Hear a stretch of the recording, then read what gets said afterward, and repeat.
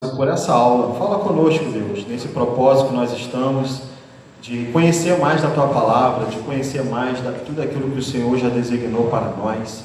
Abençoe Ele e tudo que Ele for falar, Deus, que possa entrar em nossos corações e nós recebermos do céu o Teu favor, o Teu propósito. Amém. Amém? Irmãos, a paz do Senhor, né? Quero muito agradecer ao pastor James, né, e também ao pastor Diniz, que eu já conheço já há bastante tempo também, especialmente ao pastor James, que nos convidou, e a outros pastores também, né, que hoje conheci, o pastor Wagner, né? E esse convite para mim é uma grande honra, né, poder estar aqui convosco. E isso tudo que o James falou é realmente uma bênção na minha vida, né?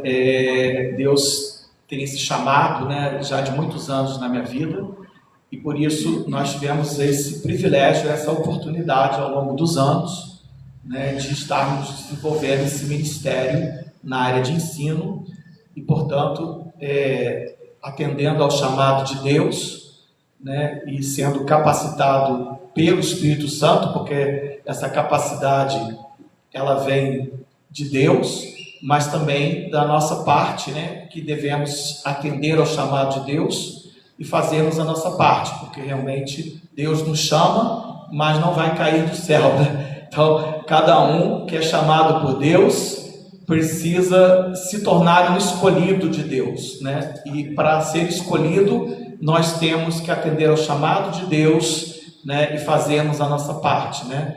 Estudarmos, né, desenvolvermos, ministrarmos, enfim, seguirmos a nossa vida na direção de Deus. E assim eu estou há 30 anos, pela graça de Deus, nesse ministério pastoral, missionário, né? Deus me levou para o campo de missões, né? Eu sou um pastor um pouco diferente do usual, né? Não tive muita oportunidade de presidir igreja, de estar pastoreando igreja local. Tive um pequeno hiato recente de tempo em que eu pude ser presidente de uma igreja local, mas dentro desses 30 anos o meu ministério tem sido focado na área de missões e na área de ensino, né? Então, quando ele me convidou, eu aceitei de imediato o convite, porque é uma área que Deus me chamou, que eu gosto muito de estar fazendo e ministrando, mas esse currículo que Deus me deu, eu sou muito grato a Deus por isso, mas isso tudo vem de Deus, viu? Vem da graça de Deus, não vem para o meu envaidecer, né? Mas vem para a honra e glória do nome de Deus. Amém, irmãos? E eu quero hoje estar aprendendo também com os irmãos, porque quem ensina também aprende, né? Antes mesmo de ensinar, eu já tive que aprender, e ao ensinar, eu também estou aprendendo cada vez mais. Então vamos aprender juntos a palavra de Deus. Como ele me convidou para uma escola dominical, então nós vamos trazer dentro de um formato de ensino na escola dominical. Portanto, não é uma pregação, né? Não é um sermão, não é uma conferência, né? Mas é apenas um ensino, e apesar de ser apenas um ensino, ele tem a sua profundidade, sobretudo na palavra de Deus, que é o nosso objetivo, né? O tema que me foi solicitado foi trazer um panorama bíblico, né, histórico e teológico sobre a vida de Paulo até a sua conversão. Então nós vamos estar trabalhando juntos.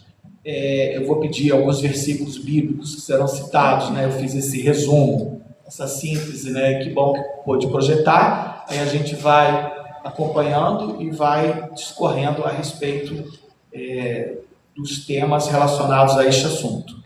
E eu também peço que os irmãos possam abrir a Bíblia, né? Por ser uma escola bíblica dominical, nós precisamos fazer a leitura da Bíblia, né? E podem fazer, né? Tanto nessa Bíblia normal, física, o meu celular está aqui, eu também tenho a Bíblia, né, no celular, mas enfim, eu vou estar usando a Bíblia física, né? mas aqueles que têm a Bíblia física, é recomendável que utilizemos a Bíblia física, né? Eu pelo menos acho assim, né? Mas nada desmerece a Bíblia, como é que fala? A Bíblia digital, né? É muito boa também, e temos várias versões, né? E devemos também utilizá-la, né? Então não há nenhuma diferenciação da minha parte quanto a isso, né? Eu que sou mais conservador, eu gosto mais da Bíblia física, né? Mas eu também utilizo a digital, né? Eu vou fazer mais uma oração para darmos então o início propriamente dito. Depois, aí durante o culto, o pastor James vai estar falando do nosso livro e dos outros projetos que nós gostaríamos de compartilhar com a amada igreja, e aquilo que Deus tem colocado em nossos corações, o pastor James vai estar trazendo e anunciando para os irmãos. Vamos fazer uma outra oração.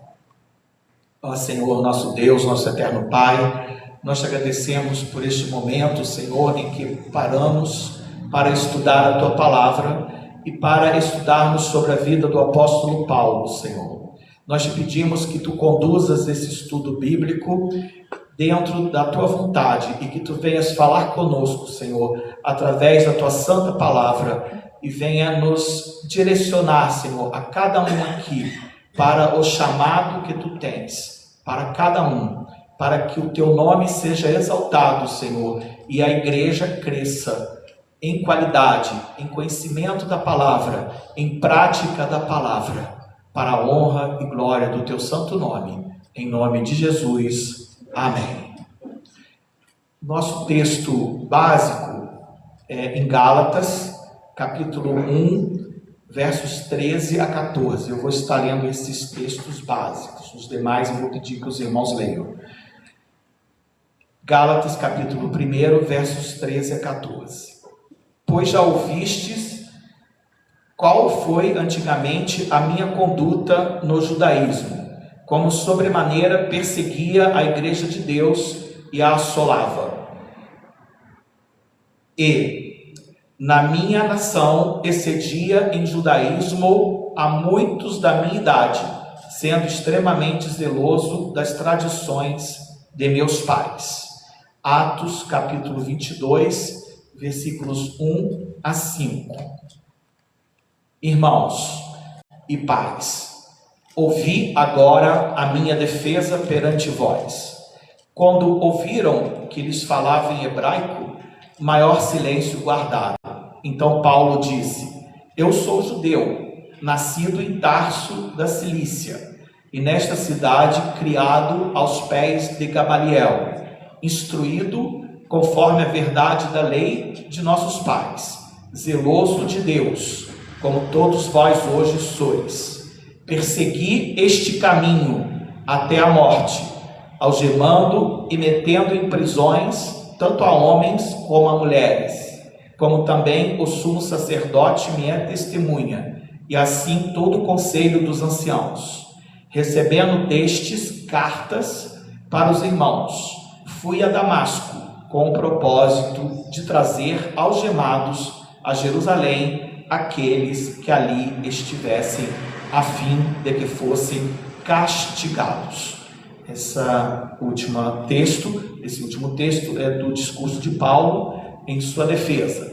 E aqui Paulo se identifica quem ele foi antes da sua conversão. Paulo é uma figura humana mais influente do Novo Testamento.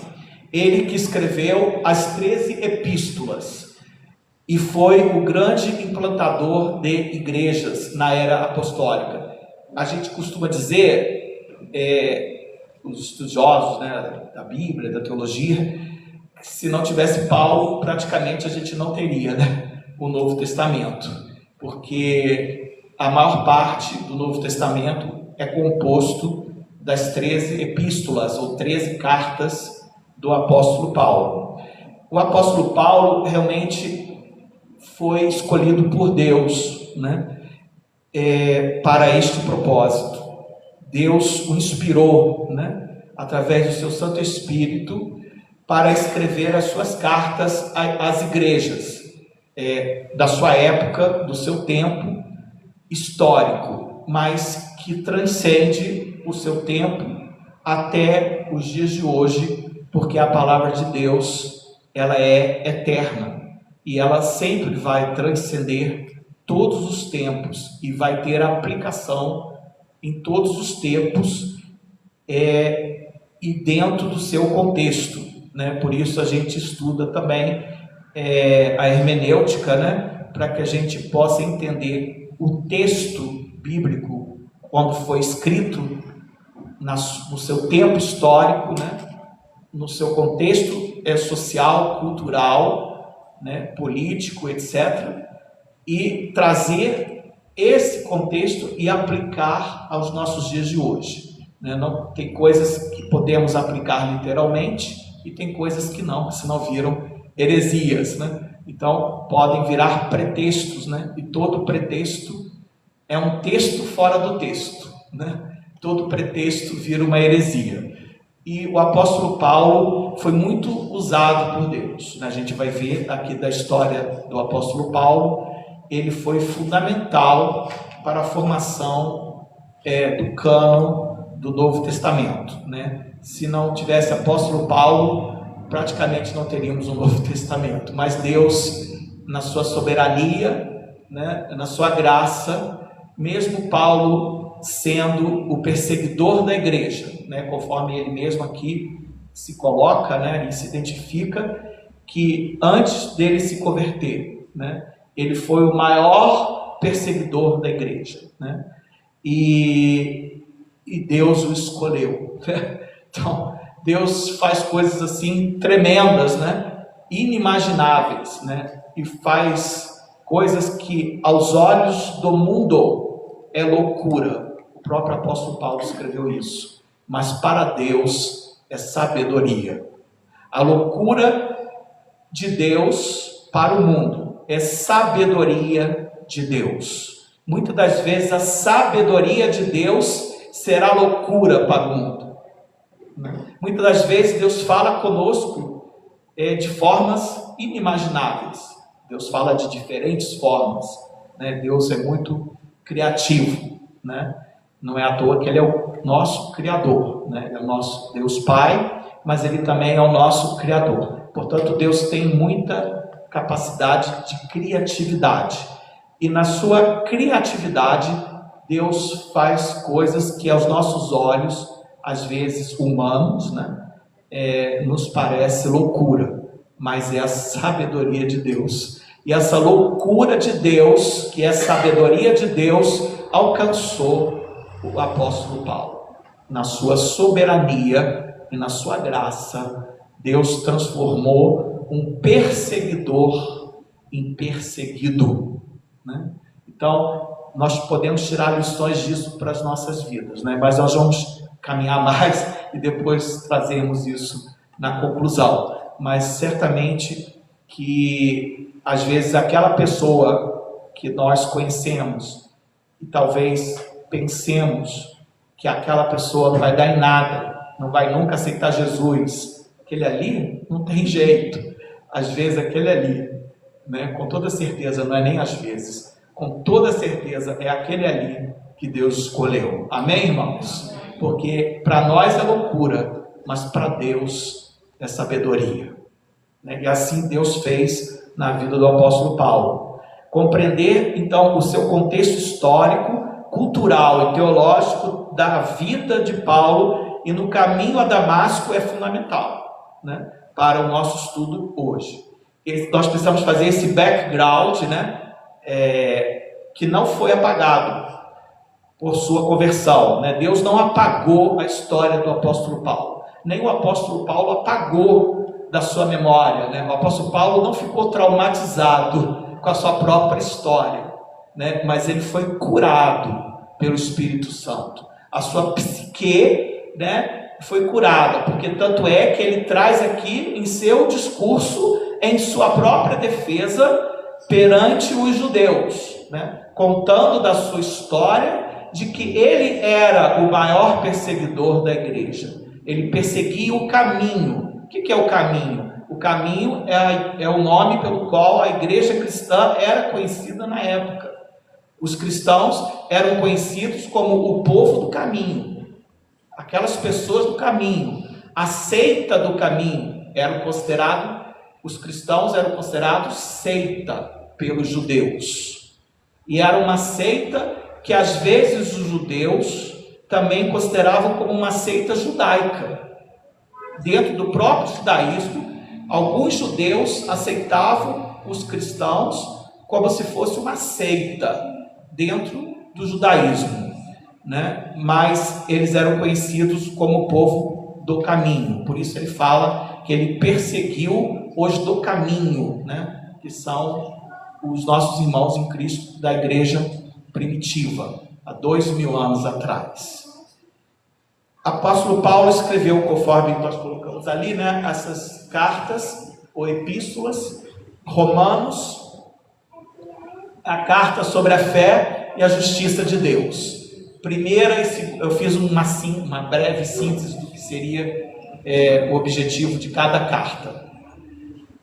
Primeira e segunda Coríntios, orientações para a igreja em Corinto sobre problemas práticos e espirituais. Da igreja de Corinto a gente estuda, né, e muita gente bota muita culpa, né, na igreja de Corinto, mas não é muito diferente dos nossos dias de hoje, né? Mas a igreja de Corinto é a igreja mais problemática, né, de maiores problemas e pecados, né, que o apóstolo Paulo teve que enfrentar, né, teve que lidar, e portanto a carta do apóstolo Paulo é muito atual para os nossos dias de hoje, né? Os mesmos problemas, só que com outros nomes, ou talvez com outras roupagens, em outro contexto histórico, mas a mesma essência desses pecados, desses problemas que ocorriam na igreja de Corinto, ocorre também nos dias de hoje, né? Infelizmente, né? Isso mostra que normalmente nós somos pecadores, né? E que nós carecemos da graça de Deus, carecemos da salvação, carecemos do perdão de Deus, porque nós, enquanto estivermos nessa terra, seremos pecadores, né? A única diferença é que aquele que tem Cristo é o pecador redimido, né, pelo sangue de Jesus Cristo. E não só a única, mas a principal e mais importante diferença, né? Porque aqueles que não são redimidos por Cristo não são salvos, né? Não são salvos. E, portanto, aquele que disser que não tem pecado, né, já está pecando, né? Está falando mentira. Né? Então, enquanto nós estivermos nessa terra, nós somos pecadores, mas nós somos pecadores redimidos pelo sangue de Jesus Cristo. Amém, irmãos? Então, o apóstolo Paulo lidou com essas questões que nós também lidamos hoje, com outras roupagens, né? E com outros contextos, mas com a mesma essência. Gálatas, ele faz a defesa, conforme nós lemos aqui, a defesa da liberdade cristã contra imposições da lei judaica. Então ele faz uma apologia da liberdade cristã contra a legalidade, né? Contra a legalidade judaizante, a legalidade do judaísmo, porque existiam pessoas dentro da igreja cristã que queriam impor, né, o legalismo judaico à igreja cristã.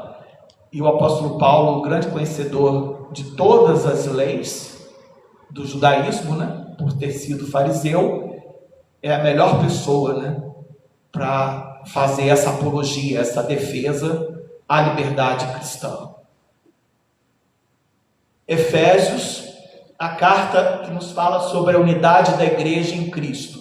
Filipenses é uma carta maravilhosa, né, que nos fala sobre a alegria e o espírito de gratidão. E o apóstolo Paulo estava na prisão, né? O apóstolo Paulo escreve que ele está alegre, né? Que a igreja está alegrando ele, que o Espírito Santo o alegra, que Cristo o alegra, e ele está debaixo de prisão. E a prisão é uma coisa horrorosa que o apóstolo Paulo enfrentou ali em Roma, né? Eu não estive ainda ali, gostaria de estar. Eu estive até fazendo, como é que fala?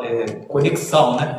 No aeroporto de Roma, mas eu não pude conhecer Roma. Mas ali tem a prisão que o apóstolo Paulo teve, e a gente tem conhecimento, né, pela história, e pelos que a gente pode, né, ver na internet, é interessante, e aí mostra, né, é uma coisa horrorosa aquela prisão, né, que o apóstolo Paulo esteve, né, algo bem profundo, né, é bem lá no fundo, totalmente fria, né. Na Europa, eu estive agora há pouco no inverno, esse último inverno agora foi terrível, né, eu saí de lá, eu senti muito frio, a ponto que se depender de mim eu não vou mais no inverno. Falei com meu primo, que me hospedou lá na Alemanha, que eu tive esse privilégio de poder estar indo lá, agora em dezembro e janeiro, e dessa vez fez muito frio, né? Eu não aguentei de tanto frio, para mim era muito frio. 15 graus abaixo de zero, né? 15 graus negativos, e eu não estava mais aguentando, eu queria vir embora para o Brasil. Aí, quando eu cheguei no Rio de Janeiro, eu gostei de chegar no Rio de Janeiro, por incrível que pareça, né? Tem gente que não gosta, né? Mas eu gostei de sentir o calor do Rio de Janeiro, né? Porque eu não estava mais aguentando aquele frio. Então eu imagino o apóstolo Paulo naquele calabouço frio, naquele frio desse frio europeu insuportável, e tudo escuro, só acendia vela, né, lamparina, quando tinha, né? Totalmente desconfortável, né? Praticamente ele era torturado, é uma tortura física e mental, né? Mas o apóstolo Paulo escreve que está alegre em Cristo. Então isso mostra que a nossa alegria não vem da realidade deste mundo, não vem das coisas materiais, não vem do dinheiro, não vem de qualquer outro status social, não vem de absolutamente nada deste mundo, mas a nossa alegria vem do Senhor, né? Então, a própria salmista fala isso, né? Que a alegria do Senhor, né, é a nossa força. Então, a alegria do Senhor fortaleceu o apóstolo Paulo naquele calabouço horroroso que ele passou ali um bom tempo ali, e ele escreve essa carta linda, maravilhosa, inspirada pelo Espírito Santo, que é Filipenses. Vale a pena, viu? Ler Filipenses e meditar. Ler várias vezes Filipenses e meditar nessa carta de Filipenses do apóstolo Paulo. Colossenses, exaltação de Cristo como cabeça da igreja. 1 e 2 Tessalonicenses, conselhos e ensinamentos sobre a vida de Cristo. 1 e 2 Timóteo, orientações pastorais para o jovem líder Timóteo. Isso é muito bom para quem inicia no ministério, né? Seja ele qual for, principalmente o pastoral, né? Ali temos todos os conselhos que nós devemos seguir, né? Que o apóstolo Paulo dá a Timóteo, né? Então é maravilhosa também essas cartas. Tito, instruções para a organização da igreja na ilha de Creta. E Filemão, um pedido pessoal pelo escravo fugido Onésimo. Onésimo, ele dedicou-se muito ao apóstolo Paulo. Quando ninguém mais queria ficar com o apóstolo Paulo, Onésimo ficou com ele o tempo todo. Só que Onésimo teve que se retirar, e o apóstolo Paulo intercede pela liberdade, que ele fosse considerado livre, não fosse mais escravo, né? Mas que o seu senhor pudesse, e considera a liberdade pelos serviços e dedicação que ele fez na prisão junto a Paulo. E isso mostra também a nossa realidade de hoje, né? Quantas pessoas em situação, né, como quase que de escravidão, né?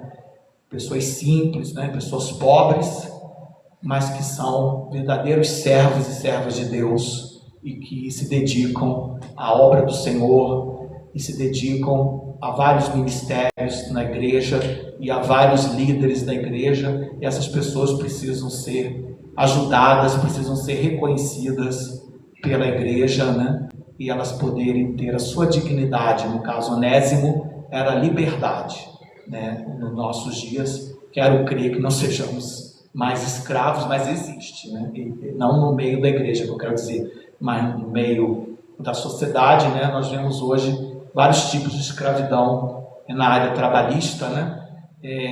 Tanto física quanto psicológica, né? Existe uma empregada doméstica, né? Na casa de uma família pertencente à nossa elite, né? Brasileira, e essa empregada doméstica era uma escrava, né? Era uma escrava deles por mais de 30 anos. Então, realmente é algo terrível isso. Existe isso, né, na sociedade, mas na igreja, quero crer que não exista, né? Na igreja existem outras situações que nós precisamos reconhecer esses irmãos e essas irmãs, como o apóstolo Paulo reconheceu a Filemão. Amém, irmãos? Vamos prosseguir. Puder passar. Paulo nasceu em Tarso, né? Ele mesmo diz aqui que ele era de Tarso, nasceu em Cilícia, atual Turquia, uma metrópole próspera, famosa por sua atividade comercial. Só me diz quando faltar 20 minutos, só me avisa, por favor. É uma atividade comercial, né? Ali a cidade que Paulo nasceu, que é a atual Turquia. E também tinha muitas escolas, né? Ali era uma cidade grega, né? Muito operante a filosofia. E ali que praticamente dominava era o estoicismo, né? O estoicismo defendia a felicidade, a paz interior, vem de viver de acordo com a razão, cultivar a virtude e aceitar o que não podemos controlar. Foi fundada por Zenão, na Grécia Antiga, e trata da doutrina sobre as emoções, o domínio, né, sobre as emoções destrutivas e a harmonia com as leis da natureza, sendo seus principais filósofos Sêneca, Epícteto, né? Até para nós é difícil às vezes falar algumas palavras, e até, eu falei até porque eu me surpreendi, mas até o imperador Marco Aurélio, porque normalmente os romanos não são filósofos, né? Os romanos são mais para a área do direito, né? E os gregos é mais para a área da filosofia, mas o imperador Marco Aurélio também era o maior defensor do estoicismo, né? Eu descobri isso, vou trazer essa aula para vocês, eu achei isso interessante. Mas assim, esse estoicismo tem a ver muito com o gnosticismo, né? Que trata da razão e do conhecimento, né? E o gnosticismo ou estoicismo, ele fala desse domínio que você tem sobre a razão e sobre as emoções. Então, não é o Espírito Santo que te domina, né? Não é o Espírito Santo que vai te guiar, mas é o conhecimento que você tem que vai te salvar. É isso que a filosofia do estoicismo e do gnosticismo traz, e que o apóstolo Paulo, já naquela época, teve que enfrentar também e mostrar à igreja que não é o conhecimento que nos salva, mas é Jesus Cristo, pela graça de Deus, que nos salva. Por isso ele morreu na cruz do Calvário, em meu lugar e em seu lugar, e perdoa os nossos pecados, e nos salva da condenação. Portanto, por maior conhecimento que eu possa ter, ou você possa ter, isso não vai te salvar.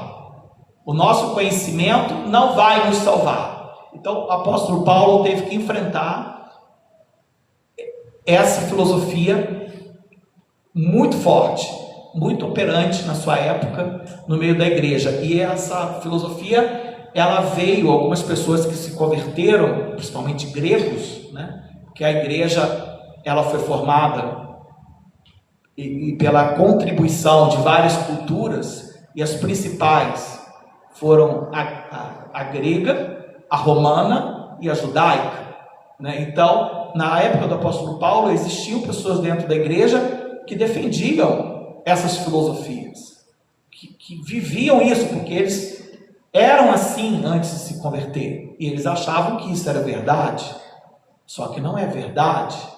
A verdade não é o que eles pensavam, mas a verdade é Cristo, né? Portanto, aí tem que ir para João, mas aí não vou para João porque nós estamos falando de apóstolo Paulo, né? Mas lá em João, capítulo 1, fala, né, que Cristo é a verdade, né? O próprio Cristo fala: eu sou a verdade, caminho e a vida, ninguém vai ao Pai senão por mim. Mas são as próprias palavras de Cristo, né, que o apóstolo Paulo também aceitou como verdade absoluta. A verdade para a filosofia é relativa, né? Eu amo filosofia, né? Sou inclusive especializado em filosofia e gosto muito de filosofia, mas realmente, para a filosofia não existe verdade absoluta, mas para a palavra de Deus, sim, existe verdade absoluta, e essa verdade absoluta é o próprio Cristo. E o apóstolo Paulo se deparou com essa situação, e ele teve que aparar as arestas daqueles que defendiam essas heresias filosóficas dentro do cristianismo. E que hoje também não é diferente não, viu? Por aí, nos nossos dias, vemos coisas parecidas com isso aí. Muita gente que acha que vai ser salvo pelo que faz, né? Muita gente vai ser salvo acha, né? Que vai ser salvo pelo conhecimento que tem. Tem uns que são tão né? Conhecem tanto, vão muito lá em cima, vão para o pódio do conhecimento, mas a queda é iminente, e a queda é algo grave quando a pessoa vive nesse gnosticismo, nesse estoicismo.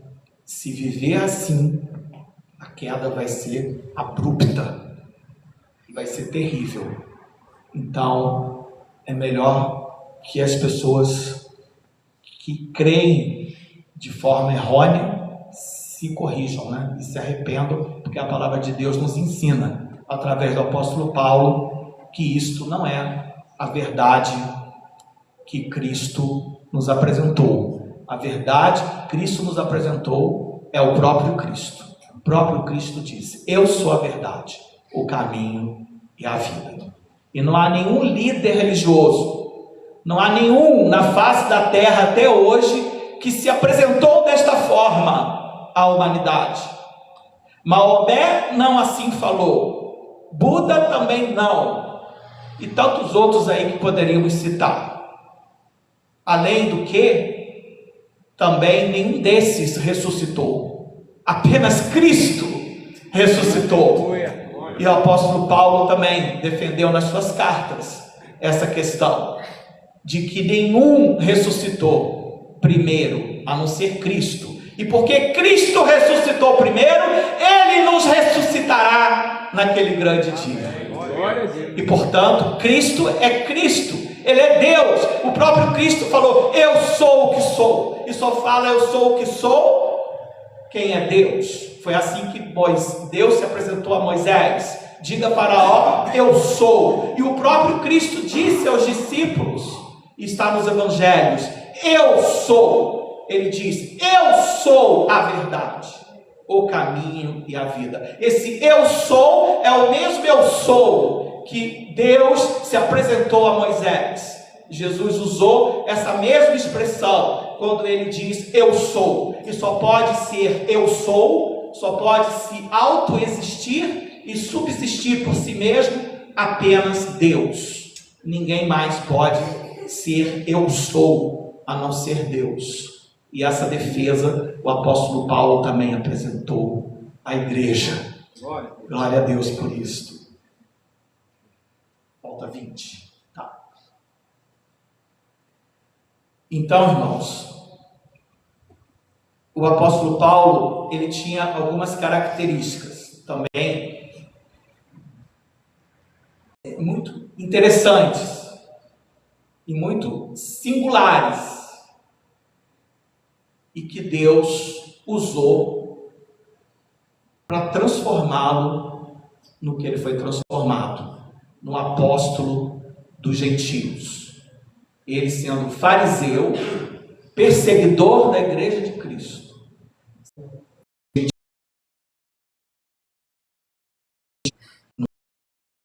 Por quê? Ele tinha algumas características, mesmo sendo perseguidor da igreja.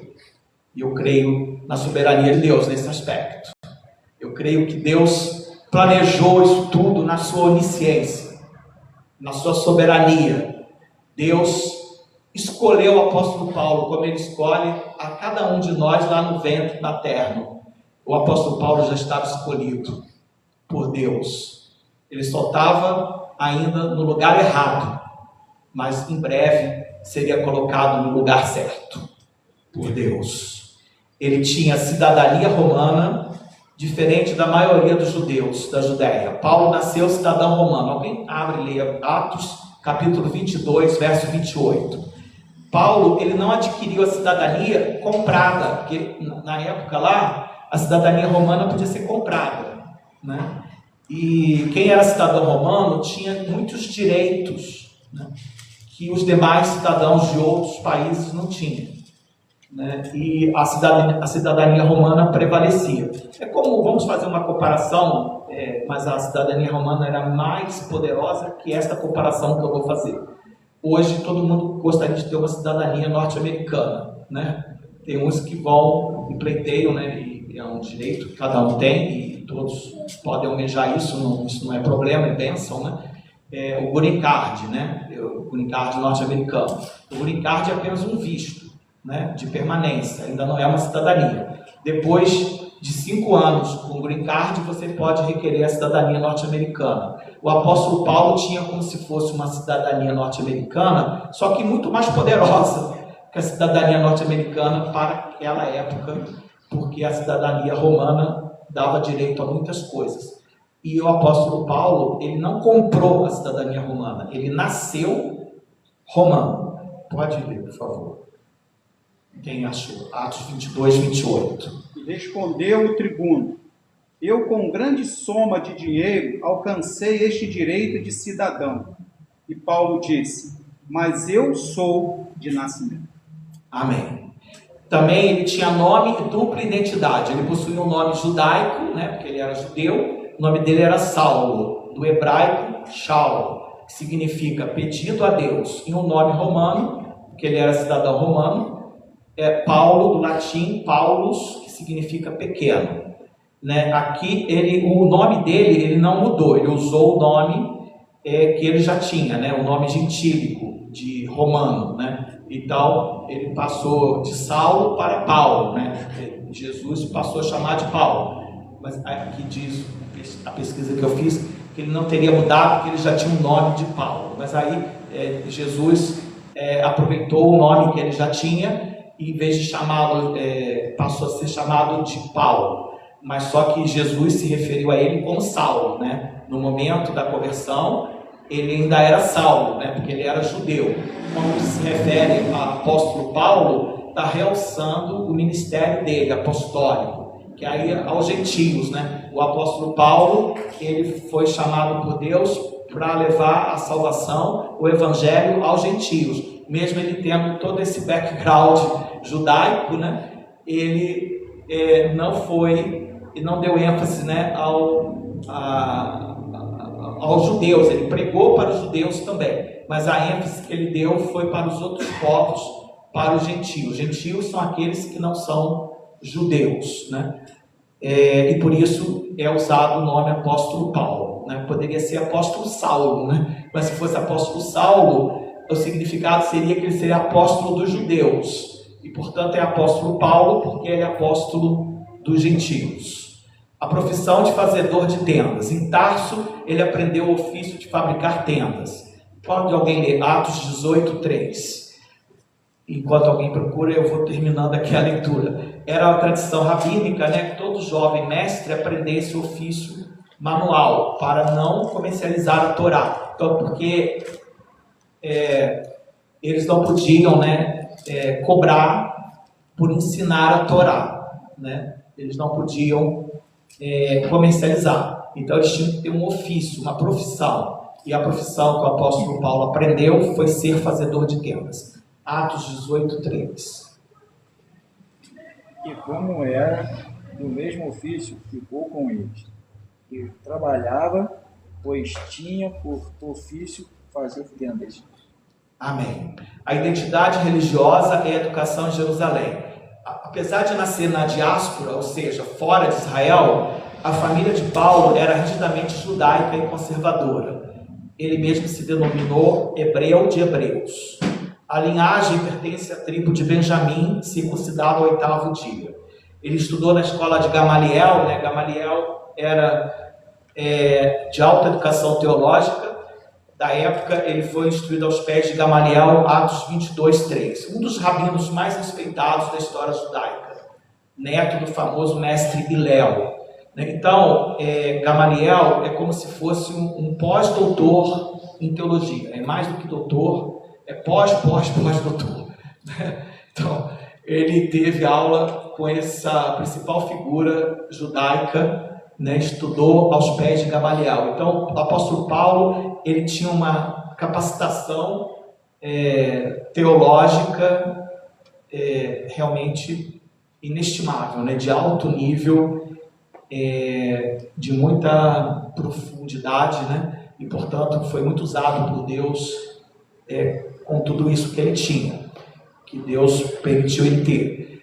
O rigor farisaico, Paulo optou pela seita mais estrita do judaísmo de sua época, os fariseus. Era zeloso, pelas tradições dos antepassados. Eu estou correndo porque senão o nosso tempo não vai dar. E Paulo, ele como perseguidor, ele tinha motivos teológicos para isso. Para entender por que Paulo perseguiu os cristãos, é preciso entender a sua teologia pré-cristã. Ele não agia por pura maldade, mas por um profundo, distorcido zelo religioso. Então, Paulo, ele não conhecia ainda a verdade absoluta. Paulo conhecia a verdade relativa. Amém? Paulo era muito culto, Paulo era como se fosse hoje um pós-doutor em teologia, falava mais, eu não sei quantos idiomas, mas no mínimo 6 ou 7 idiomas, o apóstolo Paulo falava. Ele era zeloso como fariseu. Para ser fariseu não é qualquer um, para chegar a ser fariseu lá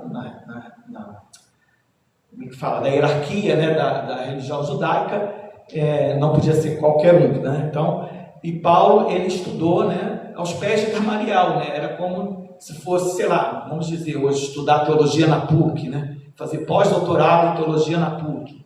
É mais ou menos isso, Pega uma grande universidade, Harvard, o Princeton, dos Estados Unidos, como se ele fosse fazer pós-doutorado nessas universidades. Então, Paulo era essa figura, ele era uma sumidade e muito respeitado nessas áreas. Mas Paulo, ele não conhecia ainda a Cristo. E, portanto, ele tinha um zelo. E qual era o zelo? A cruz, para o judeu, é um escândalo, Porque, ainda mais para o judeu como Paulo, fariseu, qualquer um que fosse pendurado no madeiro era considerado maldito por Deus, conforme Deuteronômio 21, 23. E quando Paulo ouvia essa afirmação de Cristo crucificado, e que esse Cristo crucificado era o Messias prometido, soava como uma terrível blasfêmia aos ouvidos de Saulo, não de Paulo. Aqui ele age como Saulo, como judeu. Ele também considerava a ameaça à Torá e ao templo. E os cristãos ele considerava como se fosse um grupo de, principalmente os helenistas, liderados por Estevão, pregavam que Jesus cumpriu e ressignificou o templo e a lei. Atos capítulo 6, versos 13 a 14. Saulo via isso como uma heresia que destruiria a identidade de Israel. E por isso Saulo consentiu, no martírio de Estevão. O primeiro mártir da igreja cristã foi Estevão. E Saulo, ele, do relato bíblico, consentiu explicitamente na morte do primeiro mártir. Porque para Saulo, Estevão era o líder, dessa seita, e que isso era perigoso para o Estado de Israel, para Israel como Estado. E ele tinha esse zelo de defender a Israel como fariseu e como judeu. A campanha de extermínio, ele munido de cartas de autorização do sumo sacerdote, ele assolava a igreja. Ele entrava nas casas arrastando homens e mulheres para a prisão, respirando ameaças e morte, conforme Atos capítulo 8, verso 3, capítulo 9, verso 1 e 2. Eu vou pedir que leia, por favor, pelo menos Atos capítulo 9, versos 1 e 2. Sua fúria levou a estender a perseguição para além das fronteiras. Paulo chegou a ser tão zeloso que ele ultrapassou as fronteiras. de Israel, para achar os judeus cristãos e persegui-los e matá-los. Pode. Saulo, respirando ainda ameaças de morte contra os discípulos do Senhor, dirigiu-se ao sumo sacerdote e lhe pediu cartas para as sinagogas de Damasco, a fim de que, caso achasse alguns que eram do caminho, assim homens como mulheres os levasse presos para Jerusalém. Amém. Então já vamos concluindo, né, o nosso estudo e vamos para esse cenário, né? Nós vamos no ápice, né, dessa perseguição de Saulo à igreja. E nesse ápice em que Saulo se encontrava, né, a caminho de Damasco, vemos Atos capítulo 9, verso 4, por favor. E, caindo por terra, ouviu uma voz que lhe dizia: Saulo, Saulo, por que me persegue? Então, Paulo indo para Damasco, e há de se dizer que Damasco não pertencia a Israel. Damasco não pertencia ao Estado de Israel. Damasco era uma outra área geográfica, pertencente ao domínio romano, né? E Paulo foi para lá para pegar o máximo que ele pudesse de cristãos e matá-los, né? E Paulo se depara com Cristo no caminho de Damasco. E uma luz do céu o cercou. Ele ouviu: Saulo, Saulo, por que me persegues? A identidade de Jesus. Saulo pergunta: quem és tu, Senhor? A resposta reorganizou toda a sua teologia. Toda a sua teologia de antes foi reorganizada aqui pela resposta de Jesus. Eu sou Jesus, a quem tu persegues. A união mística, Jesus não disse: por que persegues os meus discípulos? Jesus poderia dizer: porque persegues os meus discípulos, eu apareci nessa luz tão forte e lhes ceguei. Mas Jesus disse: eu sou Jesus, a quem tu persegues. Saulo aprendeu ali que tocar na igreja é tocar no próprio corpo de Cristo. Aleluia. Saibam, irmãos, que quem toca na igreja está tocando em Cristo. Aleluia. Quem persegue a igreja está perseguindo Cristo. Isso para nós é maravilhoso, porque nós temos a graça e a proteção de Deus sobre nós como igreja de Cristo, mesmo nos tempos mais difíceis que possamos passar enquanto igreja. Parece que nós estamos caminhando por esse tempo. Ainda há muita liberdade no Brasil para nós cristãos, e nós temos que orar para que tenhamos essa liberdade, até para podermos ganhar o máximo de vidas para Cristo, pois a vinda de Jesus se aproxima, a volta de Jesus se aproxima. Mas as perseguições já começaram. Existem perseguições veladas, existem perseguições jurídicas, existem perseguições de criação de leis para perseguir os cristãos, perseguir as igrejas e para calar a boca dos pastores e das igrejas e até dos padres.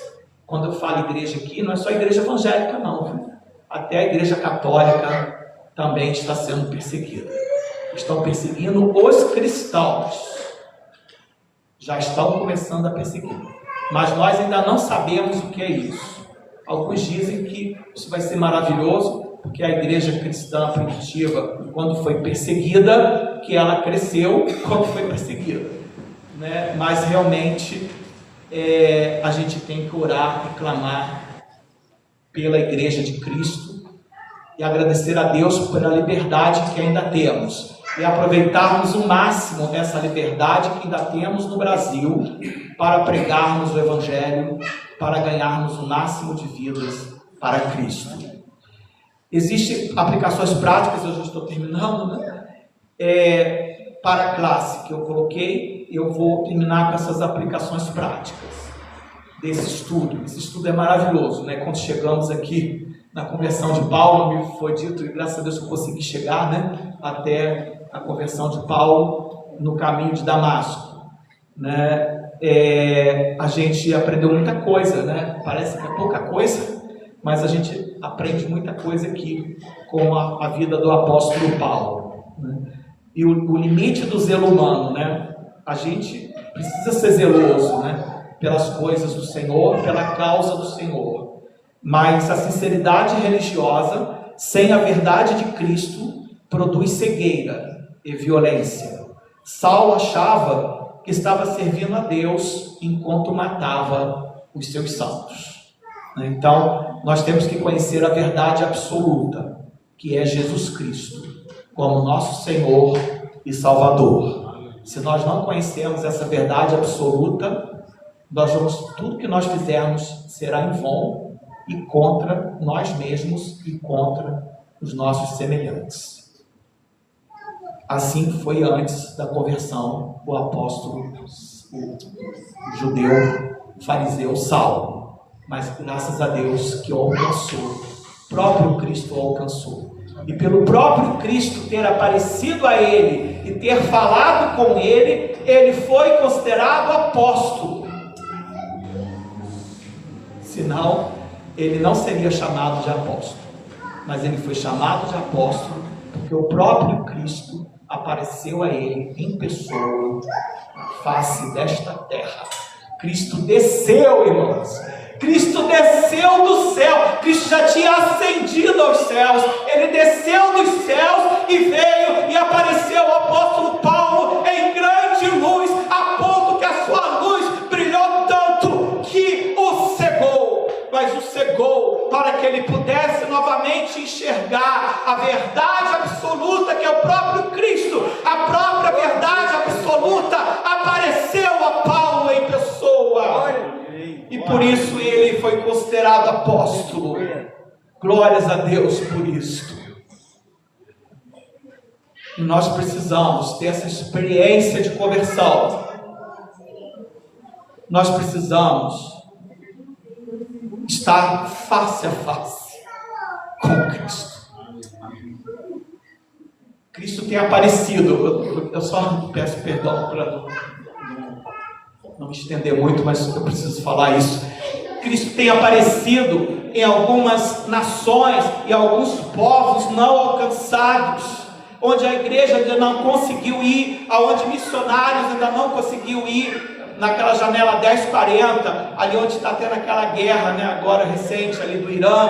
Aqueles povos ali são muito difíceis de serem alcançados, mas Deus, Cristo, o próprio Cristo tem aparecido nessas tribos. Existem relatos de missionários que vieram dali e que foram lá constatar tribos hoje ali, nos nossos dias de hoje, que ainda não teriam sido alcançadas pelo Evangelho. O próprio Cristo apareceu ali e os alcançou para o Evangelho. Mas o Cristo tem nos aparecido aqui para nós todos os dias. Ele está aqui conosco através do Espírito Santo. Quando nós meditamos na sua palavra, quando nós oramos, o Espírito Santo se faz presente. O próprio Cristo aqui se faz presente no nosso meio, através do Espírito Santo de Deus. E portanto nós temos a experiência sim, de se nós quisermos estarmos face a face com Cristo, nós podemos nos render a Cristo através do Espírito Santo. O Espírito Santo veio em nossas vidas e ele nos convence da justiça, do juízo e do pecado. Não é o homem, não é a mulher, não é ninguém que convence o homem da justiça, do juízo e do pecado, mas é o Espírito Santo de Deus. E portanto nós precisamos ter essa experiência de conversão, como o apóstolo Paulo teve, porque ali apareceu para Ele, Cristo, mas também ali estava presente o amor de Deus Pai, e também estava ali presente o Espírito Santo, que intercede por nós com gemidos inexprimíveis diante de Deus Pai, em nome de Jesus Cristo. Aí existe o mistério da Santíssima Trindade, Deus Pai, Deus Filho e Deus Espírito Santo, um só Deus, uma só essência, uma só substância, um só Senhor, mas três pessoas: Pai, Filho e Espírito Santo. E essa experiência que o apóstolo Paulo teve, nós também podemos ter na nossa vida hoje, no nosso contexto hoje, se nós assim nos rendermos ao Senhor e deixarmos que o Espírito Santo de Deus opere em nossas vidas. Amém? Assim eu encerro, que ninguém está mais longe da graça de Deus. O apóstolo Paulo, que era o grande perseguidor Saulo da igreja, e seria uma loucura na época dele pensarem que ele poderia se converter. Também para nós hoje, ninguém está tão longe da graça de Deus, pois o apóstolo Paulo, no caminho de Damasco, foi alcançado pelo próprio Cristo, e que nós possamos ser alcançados no nosso caminho, na nossa vida diária, sempre por Cristo.